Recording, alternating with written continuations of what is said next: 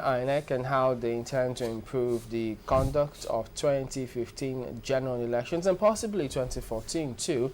Achike Chude joins us now. He's a public affairs analyst. Morning, and thank you for coming on today. It's a pleasure, Chamberlain. Thank Well, you. possibly he haven't listened to what a lot of Nigerians talk about, including civil society groups, about the importance of getting it right with the elections.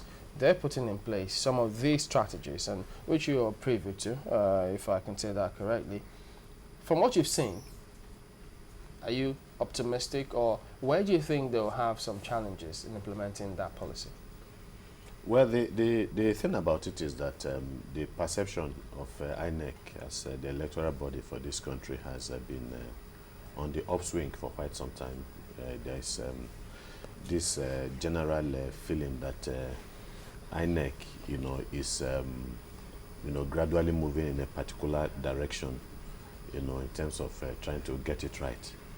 And they have also shown some level of humility when it comes to lapses, rather than the previous situation where there was this general disenchantment with the way elections were conducted in Nigeria, and those who headed INEC had this very arrogant way of telling us to either take it or leave it, and so on. So in terms of perception, I think INEC seems to be moving in the right direction, and they are giving us the impression that they want to do even better than they have done in the process. But again, you must realize that INEC can only do so much, that there are certain things that are beyond INEC, so INEC can make certain statements about statements of intention, but ability to make good on these intentions, are very, very quite different. You think it's lacking?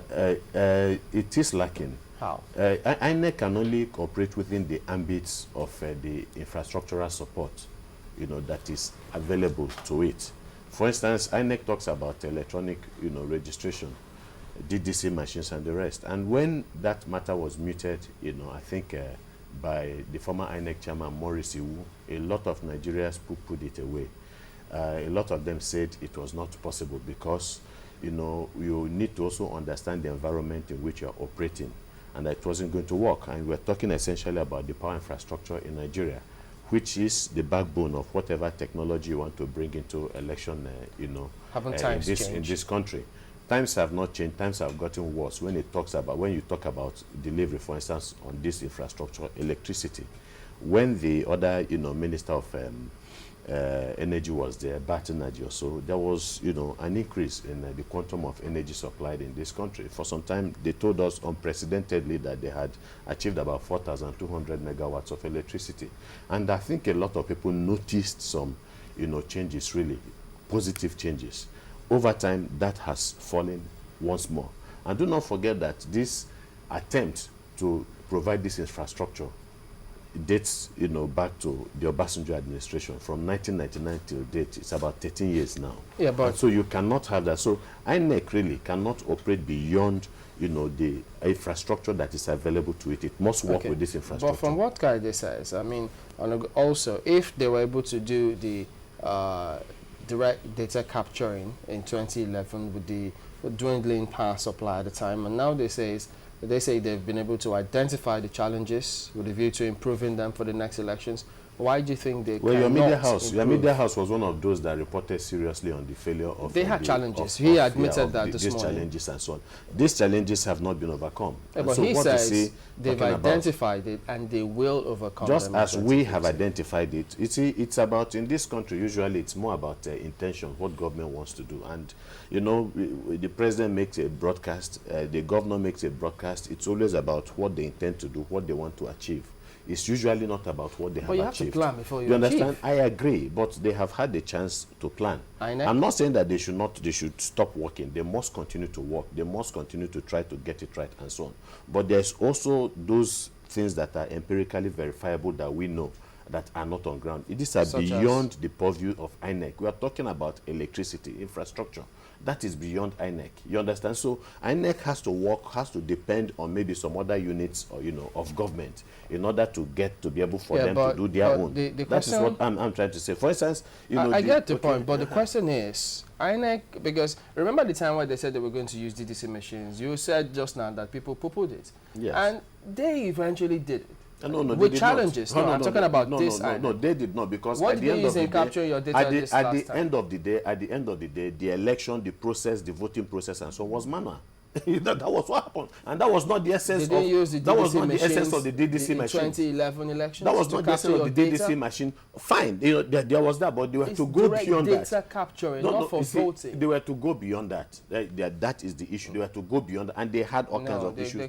For instance, the challenges that you talked about. See, the challenges talked about. Do not forget that even some of the the elections that were held in many parts of the country, even after the direct data capturing you are talking about, a lot of people went to the polling booths. They did not see, they couldn't have gone beyond that. These were the challenges that you talked about. If they had gone beyond that, the chairman said it himself that they couldn't, because people would interpret it as electronic voting, and so they had to restrict themselves to capturing your data, which is what they use in issuing a temporary voter's card, which everyone has. Well, they have also acknowledged that there were failings, and these are the failings that I'm also highlighting. Do you understand? I agree also that I'm also in line, in tandem with what they want to do.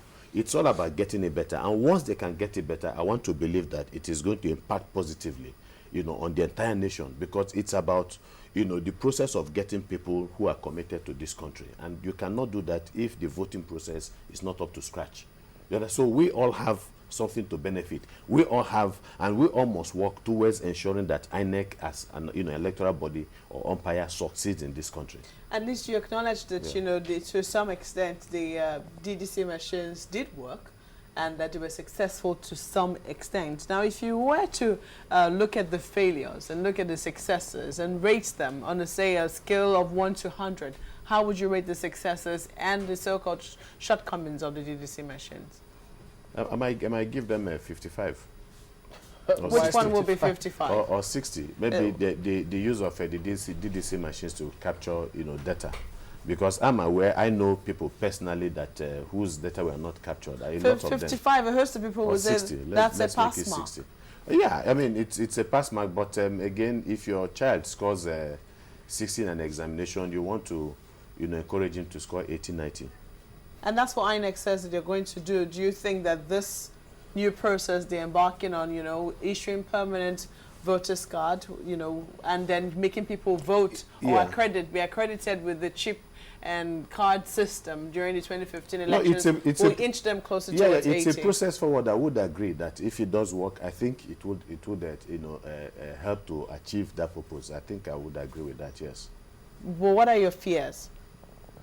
Well, I've already talked about that, the issue of infrastructure. Of course, the political will. Do not also forget that INEC needs the support of other arms of government, the National Assembly and the rest to also, give them the needed encouragement. They will need a lot of funding, for that. The funding might not be available and so on. So these are some of the fears, and so they need to also engage the political actors in the system to try to convince them, on the need, on the inevitability of INEC, taking this process to that level, so that they will give them all the needed support. The issue again is this: the politicians who have also benefited or always benefited from elections that are, not properly run. Will they see this as a threat to their ability to? Yes. Is it their fault that it was not properly run? Well, they have a responsibility, even if you do not have if you do not have a policeman, watching you, run through the traffic light. You have a duty to stop when the traffic light is showing red.